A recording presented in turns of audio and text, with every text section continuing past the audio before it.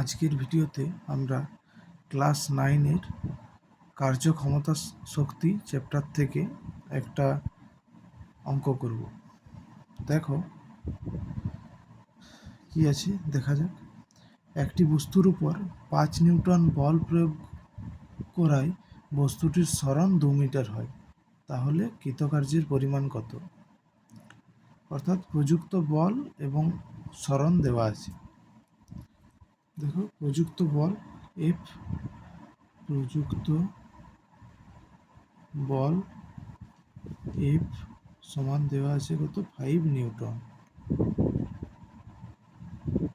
আর সরণ D সমান দেওয়া আছে 2 মিটার।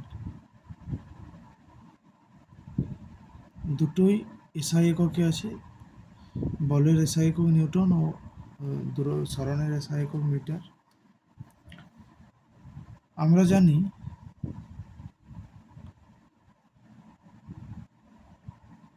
কৃতকার্য সমান প্রযুক্ত বল ইন্টু সরণ, অর্থাৎ W equal to F into D. W মানে কৃতকার্য,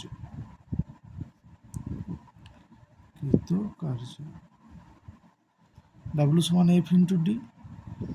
তাহলে F সমান 5, ডি মানে 2, তাহলে 5 দুগুণে 10। যেহেতু এই রাশিগুলি এসআই এককে আছে, তাই কার্যের এসআই একক আমরা লিখব। কার্যের এসআই একক কি? জুল। তাহলে আমরা বলতে পারি কৃতকার্যের পরিমাণ 10 জুল। কৃতকার্যের পরিমাণ 10 জুল।